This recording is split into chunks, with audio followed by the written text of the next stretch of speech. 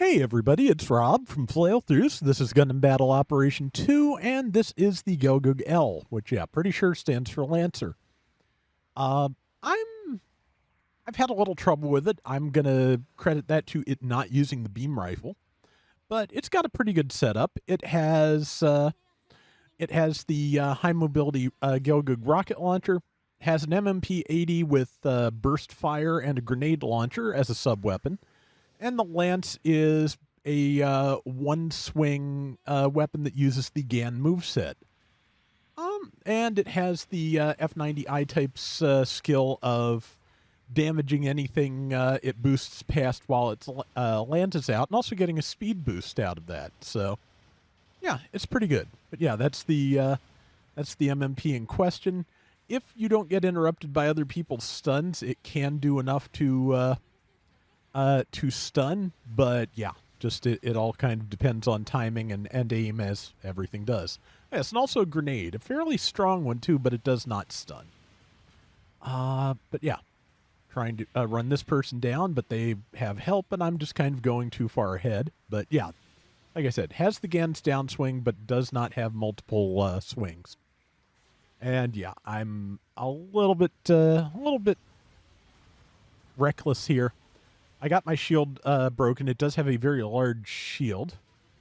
Good dodge on their part, but I dashed. The dash attack does stun, so I was able to get a little extra damage in there, and I'm just going to kind of hide a little bit because, yeah, almost out of health.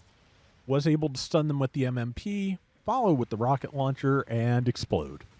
It was a good strategy. You know, explode is an important part of your daily breakfast. I don't know. Brain is gone today.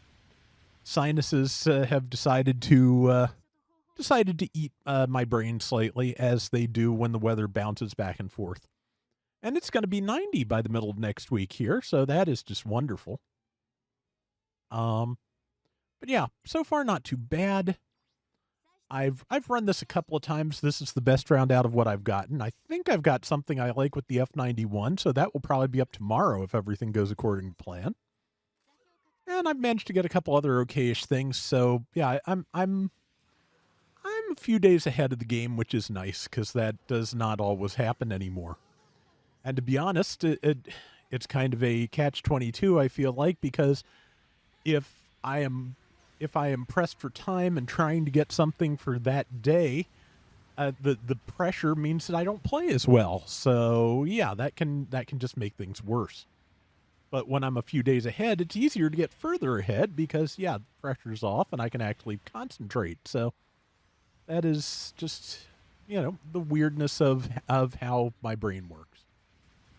But yeah, was really happy to get the F91. I know it doesn't signify anything really. I'm just, like I said, I'm just superstitious.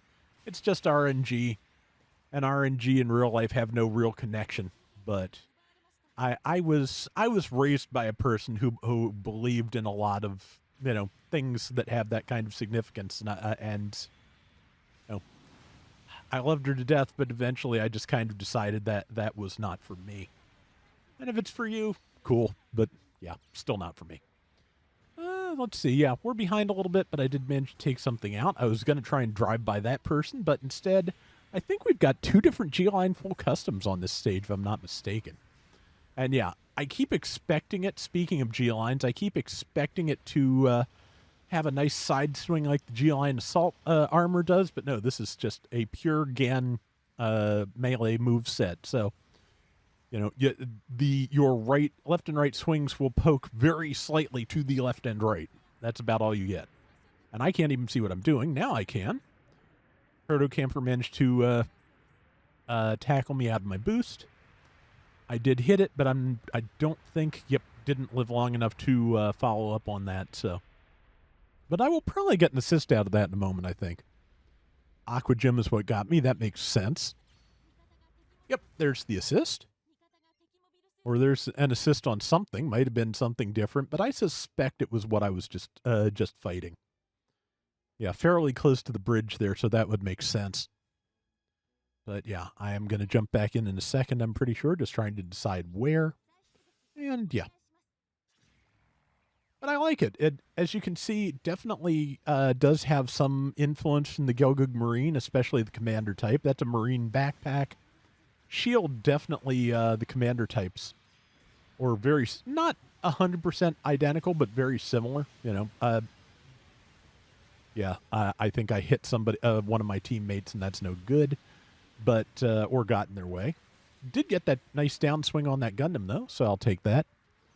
But yeah, the interesting thing being, though, that the Gelgoog Marine, if you've never looked, actually has a reinforced torso. Like, it's blockier around the shoulder joints. So it's got some Marine parts, but it is not actually a Gelgoog Marine. It's not one of those. It's not one of the later models at heart. It is a fairly basic Gelgoog, despite that. So, but I forget whether the Marines are. I'm pretty sure the Jaeger's part of the unified maintenance plan, but I'm not sure if the Marines are.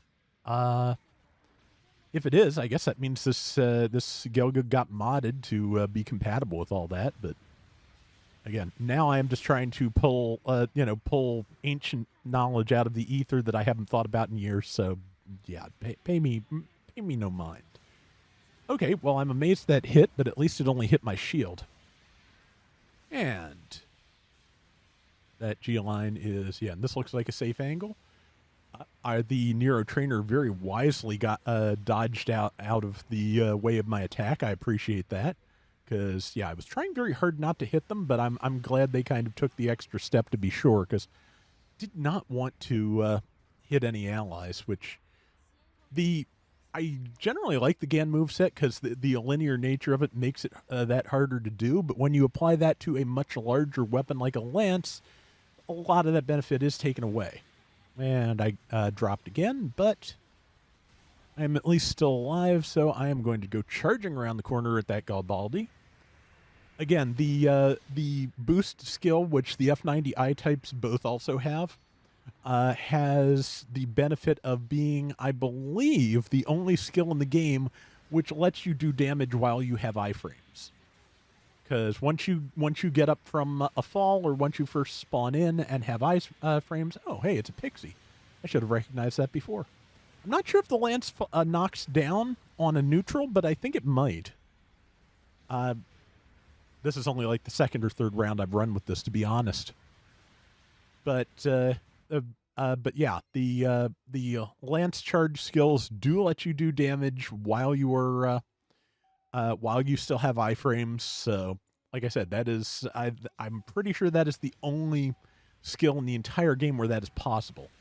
And I got the damage in at least on that G line before the round ended. But yeah, I like this thing. I mean, I think even if I hadn't randomly dropped an F91 in this 10 spin, I'd still say it's worth it, because it's a very interesting Gelgoog. It's got a lot of its own fun stuff going on. Managed top assist and top diversion.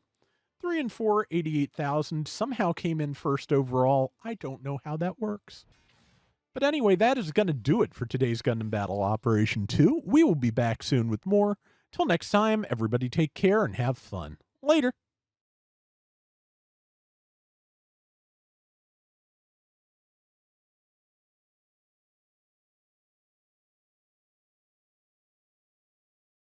And thinking about it, I don't think there has ever been a Gelgoog Marine Commander G-frame. I think the Jaeger has a similar backpack, but there hasn't been a G-frame Jaeger either. So, yeah, customizing something like this Lancer would require multiple model kits. So that's not that, to be honest, not that a P Bandai G-frame is any cheaper than multiple model kits, because yeah, it's just, that is such a weird line, because either you can get it at retail and it's dirt cheap, or you get it from P Bandai and it costs a mint, which is a shame, because I'd really like to get one of the XS Gundams they've done, but just, yeah, so pricey.